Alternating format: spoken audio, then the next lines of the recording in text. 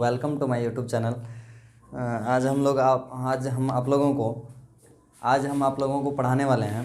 हम लोग individual functional group के बारे में सभी पढ़ाई कर लिए थे एक एक करके। अब आज हम लोग पढ़ेंगे सभी फंक्शनल ग्रुप को मिक्स करके, means priority of functional group यहाँ पर पढ़ना होगा कि कौन सा फंक्शनल ग्रुप किसके ऊपर है। कहने का मतलब ये हुआ कि कौन किसके सामने बड़ा है, तो बड़ा को ज़्यादा वैल्यू दिया जाएगा और छोटा को कम वैल्यू दिया जाएगा। तो जो बड़ा होगा उसका सफिक्स जुड़ेगा, मतलब जो प्रिंसिपल होगा फंक्शनल ग्रुप वो एक ऑर्डर है, हम लोग उस ऑर्डर को लिखेंगे। और जो बड़ा होगा उसका सफिक्स जुड़ेगा और जो उसके सामने छोटा हो जाएगा। जैसे कोई फंक्शनल ग्रुप है, एक और फंक्शनल ग्रुप है, तो एक बड़ा है एक छोटा है, तो छोटा वाला का प्रीफिक्स जुड़ता है और बड़ा वाले का सफिक्स जुड़ेगा। तो हम लोगों को एक चार्ट है, उसको हम लोगों को याद कर लेना होगा। सबसे ऊपर जो है वो आपको कार्बोक्सिलिक एसिड है। सबसे ऊपर जो इस ट्रेंड में है, वो जो हम लोग लगाएंगे अभी, उसमें सबसे ऊपर है कार्बोक्सिलिक एसिड, फिर उसके बाद सल्फोनिक एसिड, उसके नीचे है एसिड एनहाइड्राइड और उसके नीचे है आपको ईस्टर के नीचे है एसिड हैलाइड, उसके नीचे है एसिड एमाइड, उसके बाद है आपको साइनाइड के नीचे है आपको एल्डिहाइड के नीचे है कीटोन। इस तरीक़ा से ये ऑर्डर लगा हुआ है। हम लोग इस ऑर्डर को देखते हैं, उसके बाद आगे बढ़ेंगे। तो हम लोग देखते हैं priority trend of functional group, PRIORIT, priority table. सबसे जो ऊपर हम लोग यहाँ लिखते हैं फंक्शनल ग्रुप,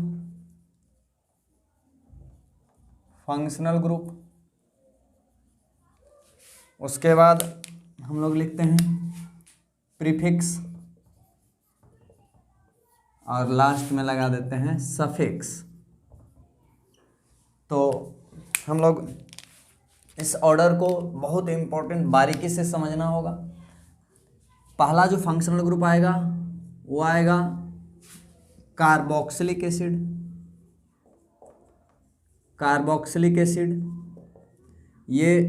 ये होता है COOH।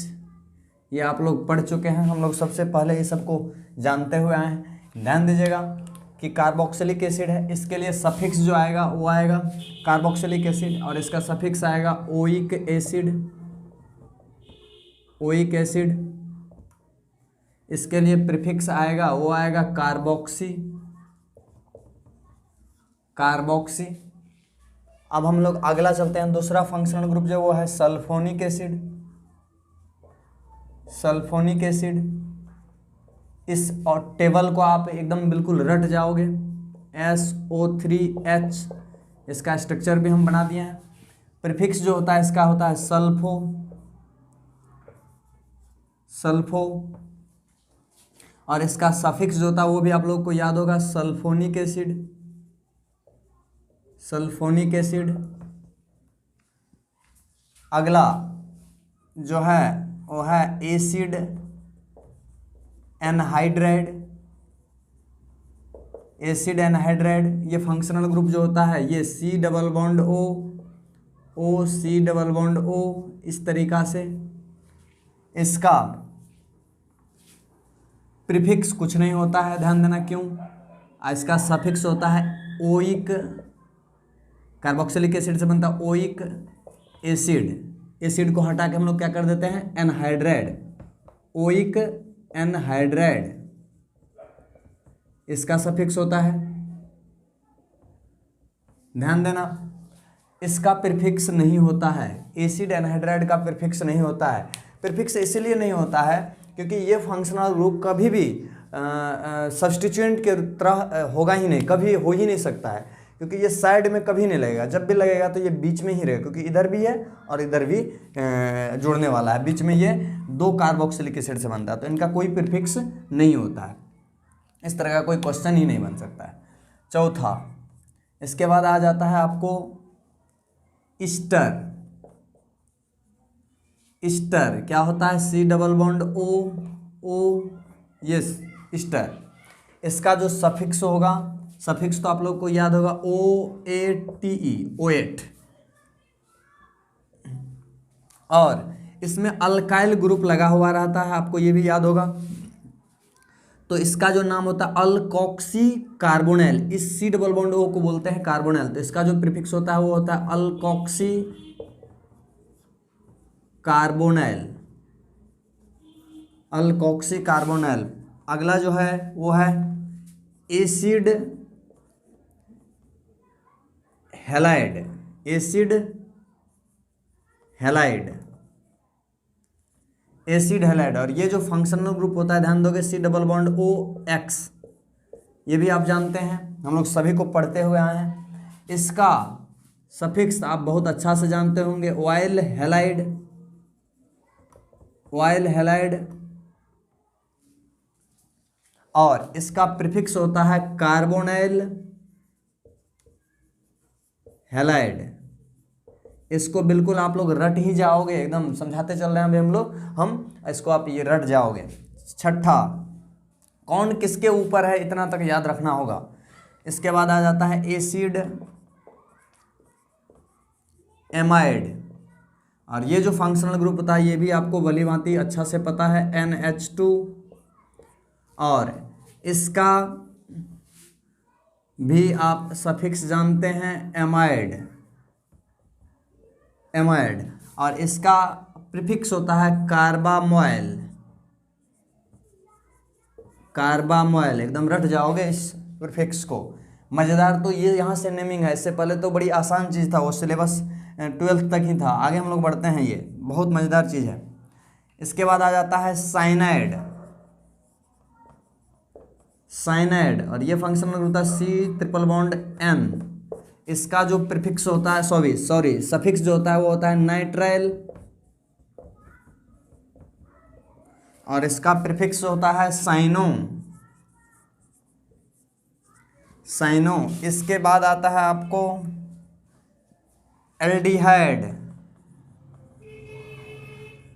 एल्डिहाइड। इस चार्ट को बिल्कुल याद रखोगे, एल्डिहाइड। ये फंक्शनल ग्रुप क्या होता है, C double bond O H। और इसका जो प्रीफिक्स होगा, सफिक्स जो होगा वो होगा एल्डिहाइड का, ये भी आपको पता होगा, अल। फॉर्माइल,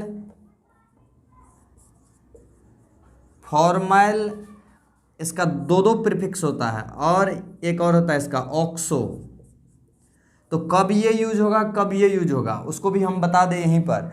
जब direct functional group parent chain से जुड़ा हुआ हो, मतलब पेरेंट चेन और इसके कार्बन के बीच में एक भी कार्बन का गैप ना हो, तो हम लोग यूज करेंगे फॉर्माइल वर्ड का।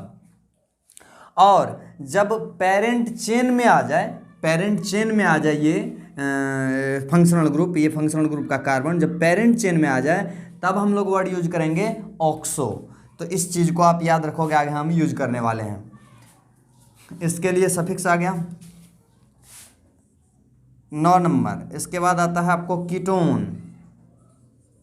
ये फंक्शनल ग्रुप ये होता है, इसका प्रीफिक्स होता है कीटो या ऑक्सो। ध्यान दोगे, ये दोनों का प्रीफिक्स सेम है, एक प्रीफिक्स ये, लेकिन इसमें अंतर है दोनों में क्या, कि जब डायरेक्ट पेरेंट चेन से जुड़ा हुआ हो ये कीटोन, डायरेक्ट पेरेंट, एक भी कार्बन का गैप ना हो पेरेंट चेन और इस कार्बन के बीच में, तो उस टाइम में जो प्रीफिक्स यूज करोगे वो आप यूज करोगे कीटो। और जब बीच में आ जाए, मतलब पेरेंट चेन में आ जाए ये कार्बन इस कीटोन फंक्शनल ग्रुप का, तो जो प्रीफिक्स यूज होगा वो होगा ऑक्सो। तो कहोगे सर इसमें और इसमें मामला गड़बड़ा नहीं जाएगा, मतलब दोनों सेम चीज़ है, पता कैसे चलेगा कौन है एल्डिहाइड और कौन है कीटोन। तो ध्यान देना, बिल्कुल पता चल सकता है कि कीटोन जब भी होगा तो पेरेंट चेन में मान लो 5 कार्बन है, तो 5 कार्बन से कम कार्बन पर ही ये प्रेजेंट हो जाएगा, क्योंकि ये हमेशा बीच में रहेगा, कॉर्नर पर टर्मिनेट नहीं कर सकता है इनके साथ पेरेंट चेन। और एल्डिहाइड के साथ पेरेंट चेन टर्मिनेट कर सकता है, तो वो जब भी होगा तो लास्ट में ही होगा ये एल्डिहाइड, और ये जब भी होगा तो बीच में होगा। तो इस तरीक़ा से हम लोग इसको भी आगे देखने वाले हैं। इसका सफिक्स क्या हो जाएगा, इसका तो हमने अल लिखा, इसका सफिक्स ONE, ओन, वन नहीं पढ़ते हैं इसको, ओन। उसके बाद आ जाता है आपको कीटोन, के बाद आ जाएगा आपको अल्कोहल। और ये फंक्शनल ग्रुप भी आप जानते हैं, इसका जो प्रीफिक्स आएगा वो आएगा हाइड्रोक्सो, हाइड्रोक्सो, और इसका सफिक्स आएगा ऑल। इसके बाद आता है आपको थायो अल्कोहल। इसका जो फंक्शनल ग्रुप ये SH, इसका दो दो हम लोग प्रीफिक्स लिखते हैं, मरकैप्टो या इसका इससे भी ज़्यादा फेमस नाम है सल्फोनैल, सल्फोनैल। और इसके लिए जो सफिक्स आएगा वो आएगा थायोल, थायोल। सबसे लास्ट में आता है आपको इस ट्रेंड में जितना फंक्शनल ग्रुप लिए हैं, सबसे लास्ट में एमीन। ये होता है NH2, इसका जो सब प्रीफिक्स होगा वो एमिनो और सफिक्स होगा एमाइन।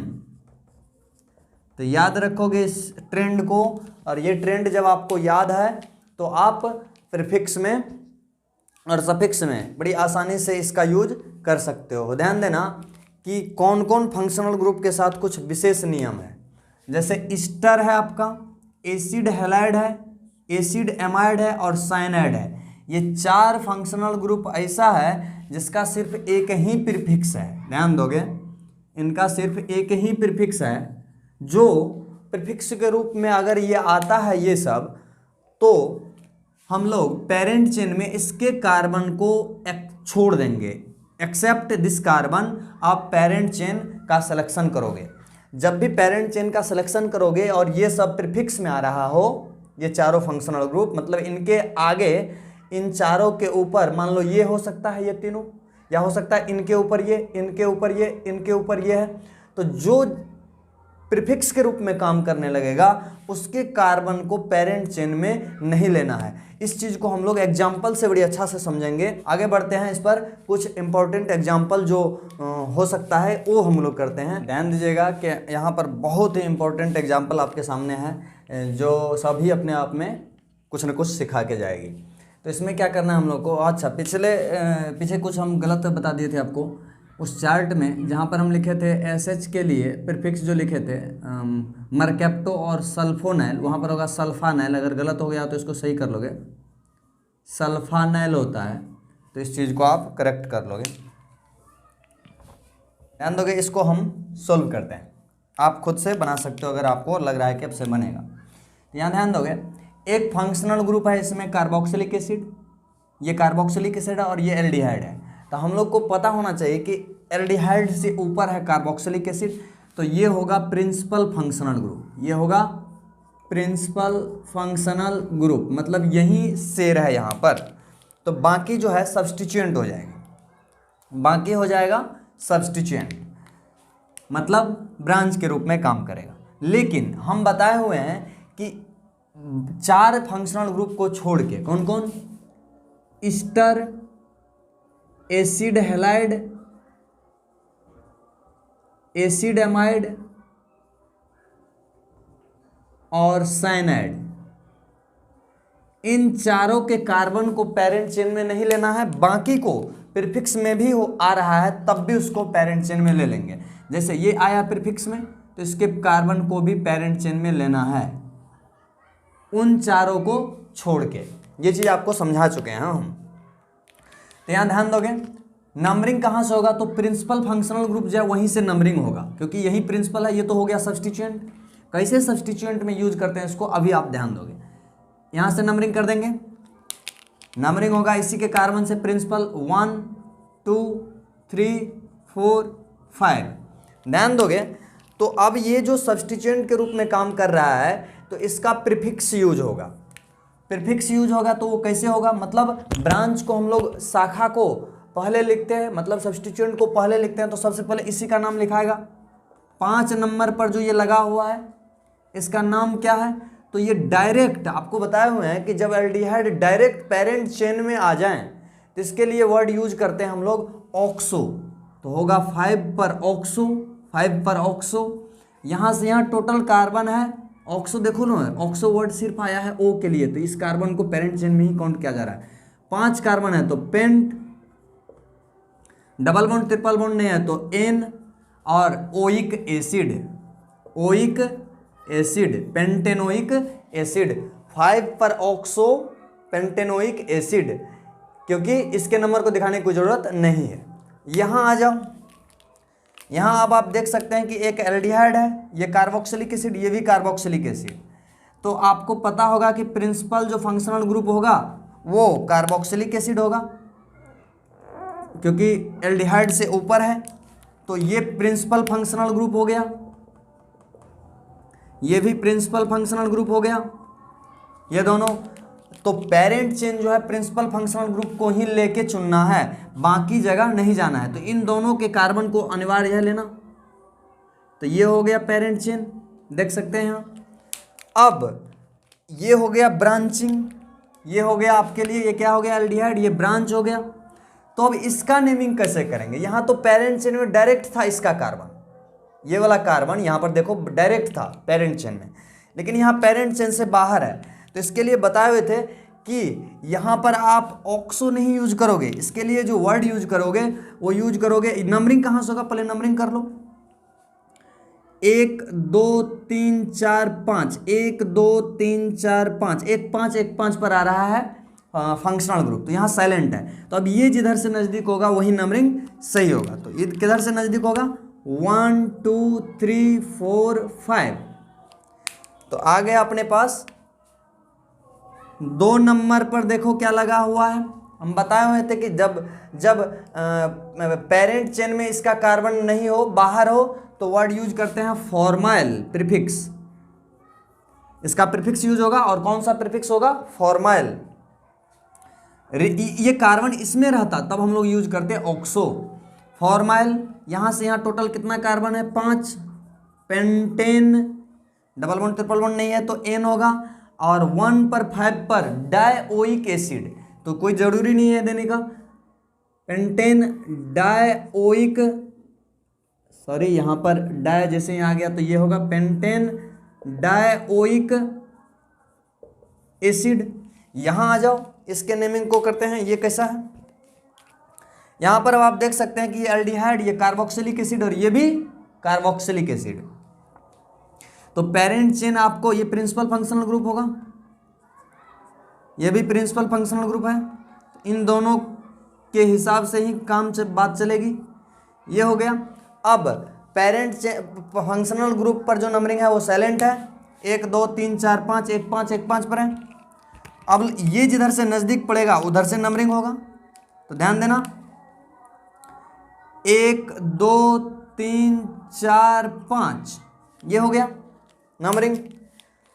ये 2 नंबर पर लगा हुआ है, ध्यान देना, ये 2 नंबर पर लगा हुआ है। तो इसका नेमिंग कैसे करोगे, तो ये तो हो गया सब्स्टिट्यूएंट। तो सब्स्टिट्यूएंट के अंदर खुद इसका आप नाम लिख सकते हो, पेरेंट चेन चुनोगे इसमें, ये पेरेंट चेन यहाँ से यहाँ तक होगा, यहीं से जहाँ से जुड़ा हुआ वहीं से हम लोग सब्स्टिट्यूएंट का पेरेंट चेन चुनते हैं। तो 1 2 3, ध्यान दोगे, 1 डैश 2 डैश 3 डैश कर दो, तो 3 डैश ऑक्सो, 3 डैश ऑक्सो बताए हुए थे कि यहाँ से पेरेंट चेन जो लिए हो इसमें, तो पेरेंट चेन में आ गया उसका कार्बन, पेरेंट चेन में आ गया कार्बन, तो उसके लिए 3 डैश ऑक्सो, यहाँ से यहाँ 3 कार्बन, देखो यहाँ पेरेंट चेन में आता है तो ऑक्सो लगाते हैं, ऑक्सो 3 कार्बन है तो उसके लिए प्रोपाइल, 3 पर ऑक्सो प्रोपाइल, और ये लगा हुआ है कहाँ पर, तो देख सकते हो आप 2 नंबर पर है ऑक्सो प्रोपाइल। उसके बाद यहाँ से यहाँ कितना कार्बन है, 5, पेंटेन, पेंटेन 1 5, या लिखो ऐसे सीधे ही डाइओइक एसिड, बहुत इंपॉर्टेंट है आपके लिए ये, यहां ध्यान दोगे। ये अब आ गया दूसरा, ये कीटोन है और ये एल्डिहाइड है, यहाँ पर CH3 है। अब यहाँ पर आप कैसे लोगे पेरेंट चेन, पेरेंट चेन में आप बताए हुए हैं कि उस चारों फंक्शनल ग्रुप को छोड़ के बाकी कोई भी आ जाए तो अगर पॉसिबल है तो उसको पेरेंट चेन में लिया जा सकता है। तो यहीं से होगा, ये हो गया पेरेंट चेन। अब आप काउंटिंग किधर से करोगे, तो इसमें प्रिंसिपल जो होगा उससे काउंटिंग होगा। तो ये है कीटोन, एल्डिहाइड ऊपर होता है, कीटोन नीचे होता है, तो ये है प्रिंसिपल फंक्शनल ग्रुप। नंबरिंग यहीं से होगा 1 2 3 4 5 6 7। इसका क्या नाम होगा, 7 पर, सॉरी 6 पर बताए हुए थे कि कीटोन का कार्बन जब पेरेंट चेन में आ जाए, मतलब पेरेंट चेन से बाहर ना हो, पेरेंट चेन में आ जाए, तो यहां पर आ जाएगी बात, हो जाएगी ऑक्सो वाली। कीटो नहीं होगा, कीटो तब यूज होगा जब डायरेक्ट पेरेंट चेन से जुड़ा हुआ हो लेकिन पेरेंट चेन में नहीं हो, पेरेंट चेन से बाहर हो। तो यहां हो गया 6 पर ऑक्सो। उसके बाद यहां से यहां टोटल कार्बन 7, हेप्ट एन और अल, हेप्टेन अल, हेप्टेनल। ध्यान दोगे इसमें कैसे पता चलेगा, यहां ध्यान दो, ये ऑक्सो है जो कीटोन के लिए यूज हुआ है, ये ऑक्सो है जो एल्डिहाइड के लिए यूज हुआ है। कैसे पता चलेगा कि कौन है कीटोन कौन है एल्डिहाइड, तो बिल्कुल यहां पर क्लियर है, पेंटेनोइक 5 कार्बन है, पेंट मतलब 5 कार्बन है, देखो 5 नंबर पर ही एल्डिहाइड है, बताए थे कि ये इंड में ही होगा जब भी होगा तो। लेकिन यहां पर 7 कार्बन है पेरेंट चेन में, लेकिन ये देखो कितना पर ऑक्सो है, ऑक्सो है आपको 6 नंबर पर, तो उससे कम पर होगा, हो सकता था 4 पर रहता, हो सकता था 3 पर हो, तो इस तरीका से कम पर ही होगा। इसी से पता चलता है, जैसे ही पेरेंट चेन से कम कार्बन पर अगर ऑक्सो लिखा हुआ है नेम में, समझ जाना कि वो कीटोन होगा, और उसके बराबर पर लिखा हुआ है, बराबर पेरेंट चेन में जितना हो उसके बराबर कार्बन लास्ट में होगा, तो समझ जाना कि वो एल्डिहाइड होगा। हम लोग आगे बढ़ते हैं इसके नेमिंग पर, तो देखते हैं हम लोग इसके नेम को, यहाँ ध्यान दोगे, ये हो गया हम लोग को। आगे बढ़ते हैं इसके नेम, इसका नेमिंग। यहाँ आप देख सकते हैं कि ये एल्डिहाइड है और ये भी एल्डिहाइड है, ये कीटोन है, तो प्रिंसिपल फंक्शनल ग्रुप होगा एल्डिहाइड, ये और ये प्रिंसिपल है, तो पेरेंट चेन यहीं से चुनेंगे हम लोग। ये हो गया इस बार सब्स्टिट्यूएंट, प्रीफिक्स इसका यूज होगा, इस फंक्शनल ग्रुप का प्रीफिक्स यूज होगा। जो साइड चेन हो जाता है पेरेंट चेन में नहीं आता, वो उसका क्या यूज होता है, प्रीफिक्स। तो अब हम लोग यहाँ से इसका जो नेमिंग करोगे, ध्यान दोगे, ये तो सब्स्टिट्यूएंट हो गया, सब्स्टिट्यूएंट में भी पेरेंट चेन चुनना पड़ेगा। इस तरीका से इसका नेमिंग करते हैं, एक ही कार्बन का पेरेंट चेन है,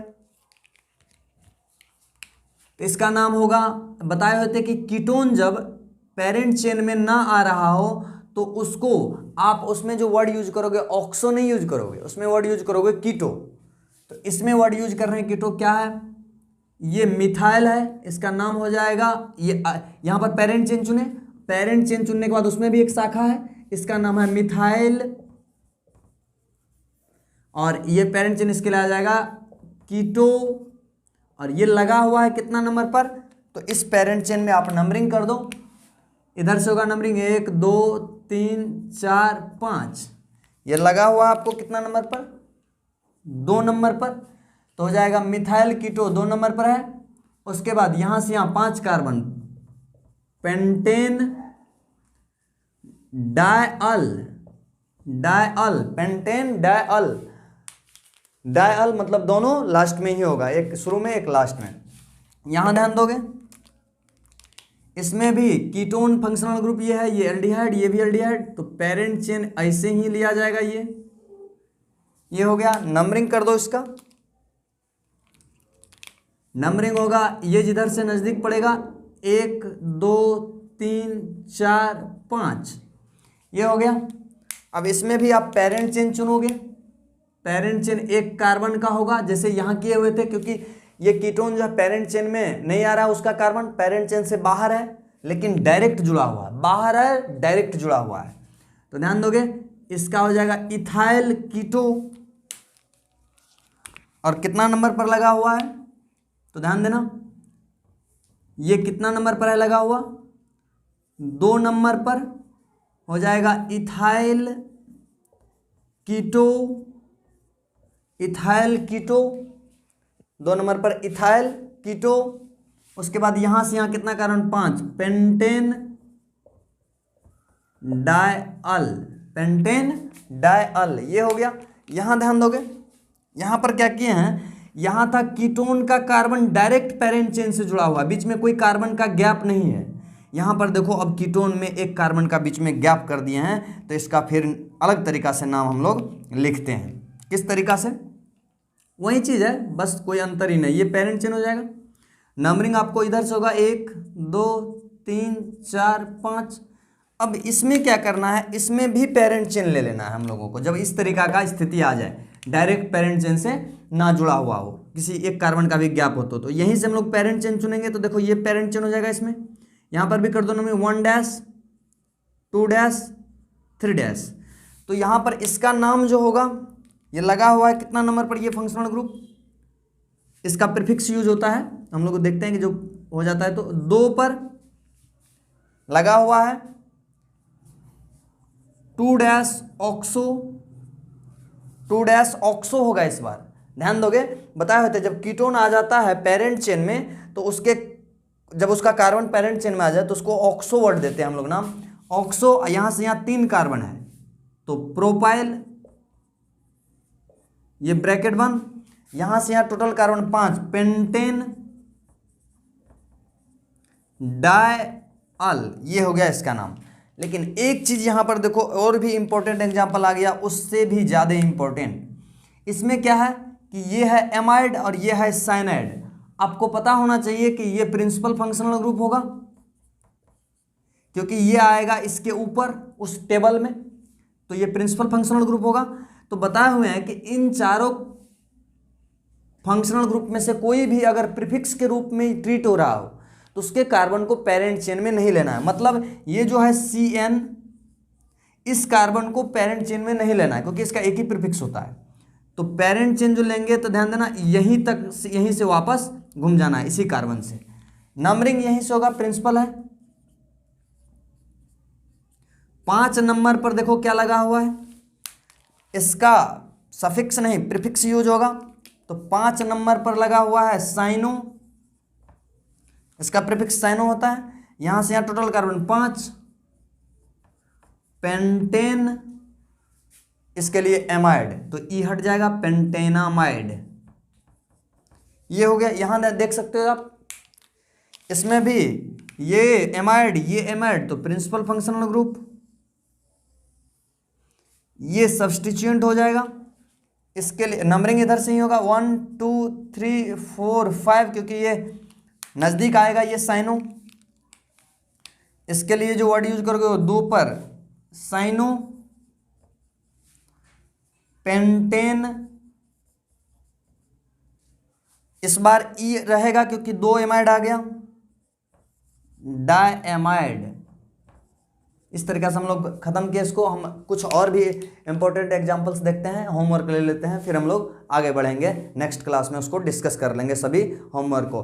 ध्यान दोगे, ये आप लोगों के लिए रहा होमवर्क। इसको वो पढ़ने के बाद पहले उस टेबल को आप बिल्कुल याद कर जाओगे, और टेबल को याद करने के बाद वो जो हम एग्जाम्पल करवाए हैं उसको आप बड़ी अच्छा से उसको स्टडी करोगे फिर, और उसके बाद जो है आप इसको सोल्व करना स्टार्ट करोगे। ये रहा आप लोगों के लिए होमवर्क। नेक्स्ट लेक्चर जो आएगा, अभी तक हमने क्या किया, होमवर्क को डिस्कस नहीं किया, क्योंकि वो होमवर्क सब जो था बिल्कुल आसान सब था, बड़ी आसान था, वो आप लोगों से बन जाना चाहिए था। ये आप लोगों से नहीं भी बन सकता है, तो हम इसको नेक्स्ट लेक्चर में डिस्कस करके सभी एग्जाम्पल को, सभी एग्जाम्पल अलग अलग है, कोई एक जैसा नहीं है, कोई 2 एक जैसा नहीं है, 3 एक जैसा नहीं है, सभी अलग अलग एग्जाम्पल है। तो हम लोग इसमें बहुत चीज़ सीखने को मिलेगा। इसके बाद हम लोगों को जो नेमिंग में सीखना है, प्रायोरिटी हम लोग सीख ही लिया, इसके बाद नेमिंग में हम लोग सीखेंगे एस्पाइरो, बाईसाइक्लो, ये सब ट्राईसाइक्लो, ये सब कंपाउंड का कैसे नेमिंग करते हैं वो सीखेंगे। फिर हम लोग इसके बाद जो टॉपिक होगा वो स्टार्ट करेंगे आइसोमेरिक, नोमेनक्लेचर समाप्त हो जाएगा। आप लोग अच्छा से पढ़ते रहिए। इसी के साथ आप सभी को धन्यवाद।